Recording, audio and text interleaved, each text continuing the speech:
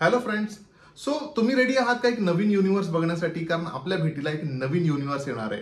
हो, मी बरोबर म्हणतोय.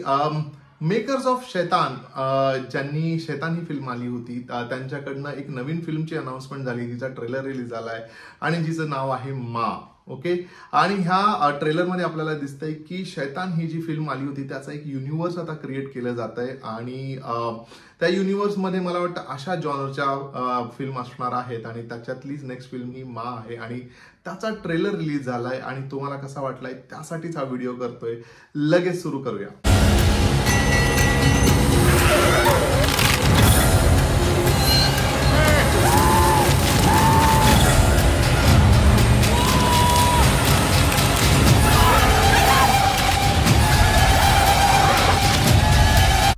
फिल्मचा जो बॅकड्रॉप आहे ना, तो एक बेंगॉलचा बॅकड्रॉप दिसतोय, कारण कॅरेक्टर्स जसं कॉस्ट्युम्स आहेत किंवा ज्या प्रकारे ते बोलतायत आणि जी जागा ज्याचा उल्लेख केला गेलाय चंद्रपूर असा उल्लेख ह्या ट्रेलरमध्ये केला गेलाय.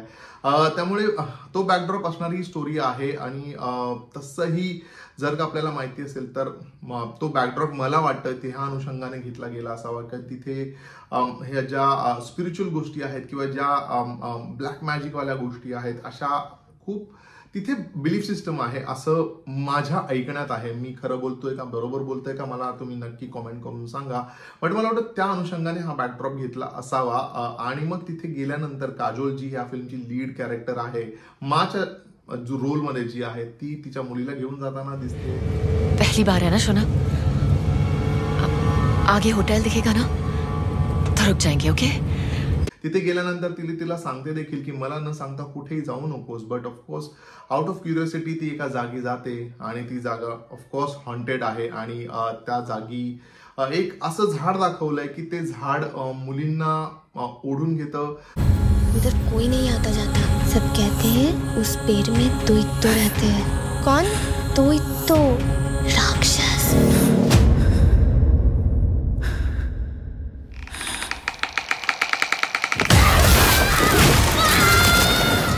एक जंगलाचाही देखील उल्लेख आहे जिथे त्या मुलींना घेऊन जातात आणि तिथे त्यांना ऑफकोर्स जे फिल्म मध्ये दिसतंय विच इज व्हेरी डिस्टर्बिंग, काय केलं जातं मुलींबरोबर ते.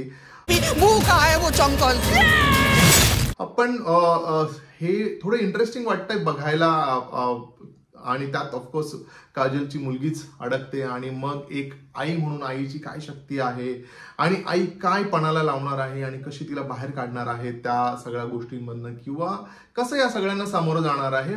ओव्हरऑल हा प्लॉट वाटतोय इंटरेस्टिंग. जे VFX वगैरे केले गेले ते काही खूप इंटरेस्टिंग वाटत आहेत. फिल्मचा जो कलर टोन आहे ऑफकोर्स तोही चांगला वाटतोय. पण कुठेतरी काय व्हिज्युअल्स बघितल्यासारखे वाटत आहेत. I don't know Y. मला असं वाटतं सिमिलर काय व्हिज्युअल याच्यासाठी वाटतात कारण फिल्मचा जो डिरेक्टर आहे विशाल फुरिया, त्याने छोरी 2 या दोन्ही फिल्म ज्या केल्या आहेत ना, तर रिसेंटली मी छोरीचाही रिव्ह्यू केला होता आणि कुठेतरी थोडेसे तसे सिमिलर व्हिज्युअल्स मला थोडे तो फील आला. बट अदरवाईज म्हणजे जो एक जे निगेटिव्ह कॅरेक्टर आहे ते जर का ते झाड आहे का ते तर आपल्याला इव्हेंच्युअली कळेल, कारण पण उल्लेख तर तसाच केला गेलाय की एक जंगल आहे आणि त्या जंगलातच ह्या गोष्टी घडतात. बट ते जे कॅरेक्टर आहे का ते ऑब्व्हियसली ते झाडच आहे, कारण एका व्हिज्युअल मध्ये ऑफकोर्स काजोल त्या झाडावर आपल्याला लटकलेली दिसते आणि तिला सगळ्या बाजूने त्या झाडाच्या फांद्यांनी आवळलेलं देखील दिसतंय. जब तक तेरी माँ तेरे साथ है तेरा कोई कुछ नहीं बिगाड़ सकता.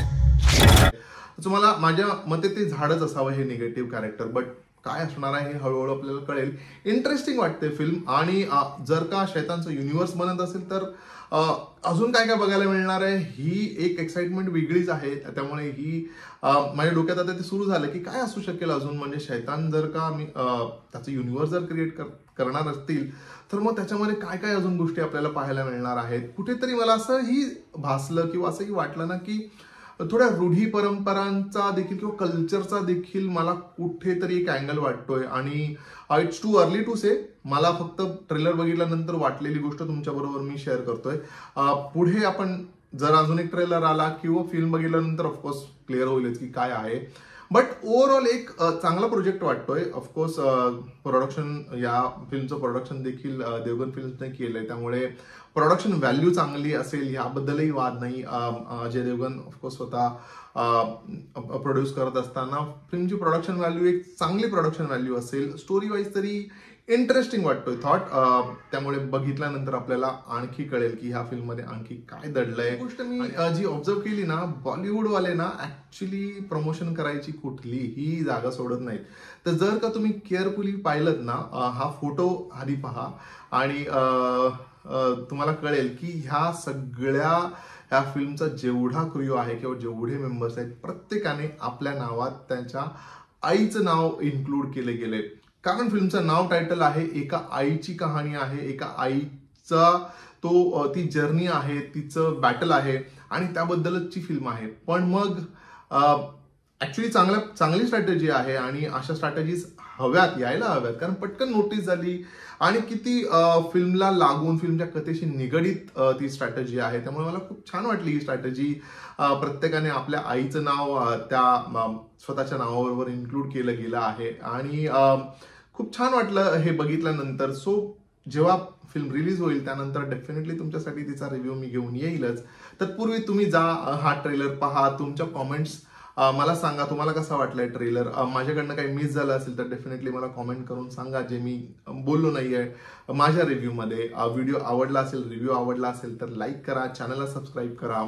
आपण भेटूया लवकरच. तोपर्यंत स्टे ट्यून.